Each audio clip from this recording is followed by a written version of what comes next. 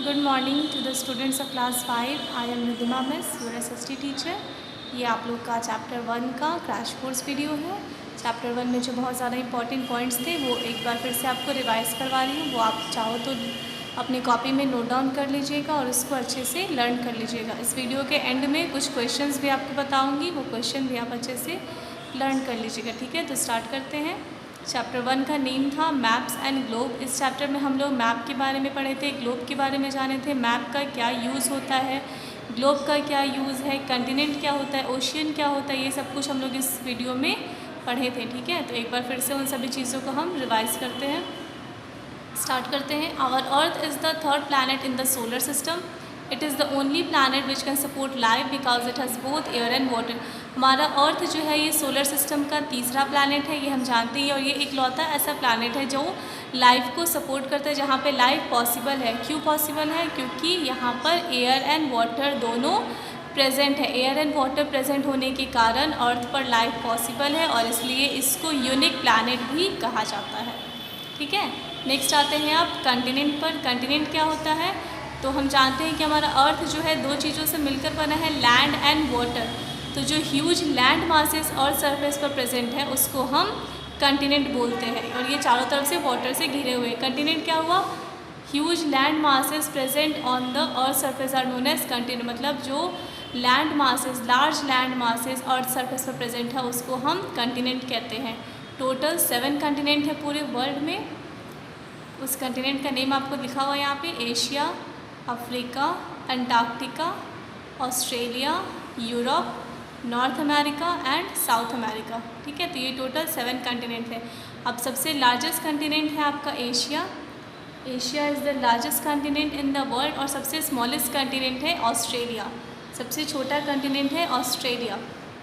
ठीक है, हमारा इंडिया जो है वो भी एशियन कंटिनेंट में ही आता है। इंडिया किस कंटिनेंट में आता है? तो एशियन कंटिनेंट में, एशिया कंटिनेंट में ही इंडिया भी आता है।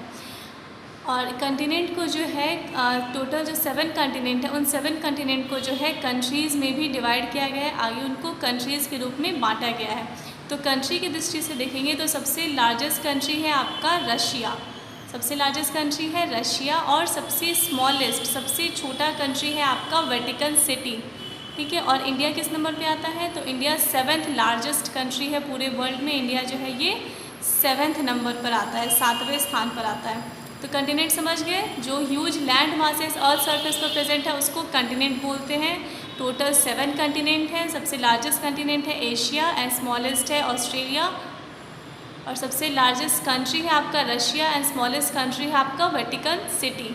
ठीक है, नेक्स्ट आते हैं अब ओशियन पर। तो जैसे लार्ज लैंड मासेस जो अर्थ सरफेस पर उसको कंटिनेंट कहते हैं, वैसे ही लार्ज वाटर बॉडी जो अर्थ सरफेस पर प्रेजेंट है, जो कंटिनेंट को सेपरेट करती है, उसको हम ओशियन कहते हैं। ठीक है, लार्ज वाटर बॉडी जो अर्थ सरफेस पर प्रेजेंट है उसको ओशियन कहा जाता है। टोटल 5 ओशियन है, the Pacific ocean, the Atlantic ocean, the Indian ocean, the Antarctic ocean and the Arctic ocean. ठीक है, तो कंटिनेंट एंड ओशियन का तो हो गया। लार्ज लैंड मासेस जो अर्थ सरफेस पर है उसको कंटिनेंट बोलते हैं, एंड लार्ज वाटर बॉडी जो अर्थ सरफेस पर प्रेजेंट होती है उसको ओशियन बोलते हैं। ओशियन टोटल 5 टाइप के होते हैं, Pacific ocean, the Atlantic ocean, the Indian ocean, the Antarctic ocean and the Arctic ocean. सबसे लार्जेस्ट और डीपेस्ट ओशियन है आपका पैसिफिक ओशियन। सबसे बड़ा ओशियन है आपका पैसिफिक ओशियन। और सबसे स्मॉलेस्ट ओशियन है पूरे वर्ल्ड का आर्कटिक ओशियन। ठीक है, तो हो गया। अब आते हैं ग्लोब्स एंड मैप पर। ग्लोब जो है ये अर्थ का मॉडल है, अर्थ का ही एक प्रारूप है। जैसे अर्थ जिस शेप का है ना, अर्थ हमारा स्फेरिकल शेप का है और ग्लोब भी एग्जैक्टली उसी शेप का है। ग्लोब जैसा कि अर्थ का शेप है एकदम उसी शेप का है। ग्लोब का यूज़ जो है किया जाता है प्लेस लोकेट करने के लिए, कंटिनेंट एंड ओशियन को शो करने के लिए ग्लोब का यूज़ करते हैं। और मैप क्या है? तो मैप जो है वो अर्थ का रिप्रेजेंटेशन है फ्लैट सरफेस पर। मैप जो है वो अर्थ के सारे फीचर्स को शो करता है एक प्लेन एरिया पर, फ्लैट सरफेस पर, एक पेपर पर। ठीक है, मैप जो है ये बहुत सारे टाइप का होता है, लेकिन जो मेन टाइप होते हैं वो है पॉलिटिकल मैप, फिज़िकल मैप और थीमेटिक मैप। ये बेसिकली 3 मेन टाइप के होते हैं, political, physical and thematic map. ठीक है।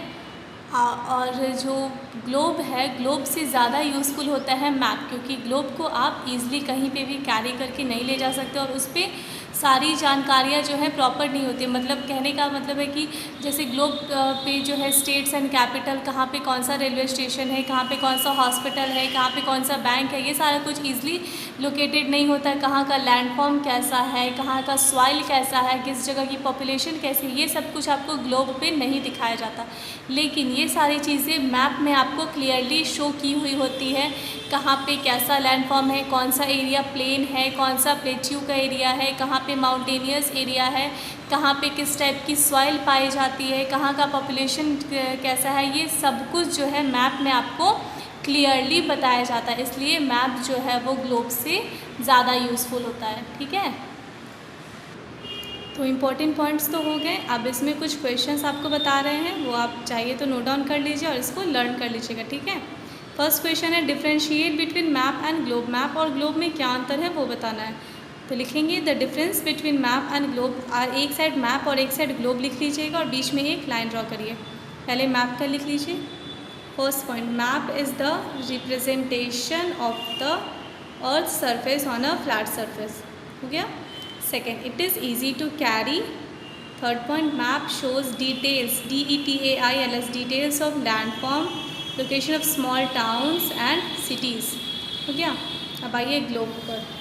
लिखिए, globe is the model of the earth. Second, it is difficult to carry. Third, globes do not show details of landform, location of small towns and cities. हो गया। Next question पे आइए। What are the limitations of a globe. Globes का क्या limitation होता है, तो answer लिखेंगे these are the following limitations of a globe. First, it is difficult to carry globes everywhere, full stop. Second, we cannot make a globe for a part of the earth. Third, globe do not show details of landform, comma, location of small towns and cities and other such informations as they are small. हो गया। Next question and last question. Why is a scale very important feature of a map? Answer लिखिए, scale is the important feature of a map because it is the ratio between the distance on the map and the real distance on the ground. हो गया। तो इसमें जो भी question answer and जो भी points आपको बताए गए हैं वो आप अच्छे से रिवाइज कर लीजिएगा, अच्छे से लर्न कर लीजिएगा। ठीक है, थैंक यू।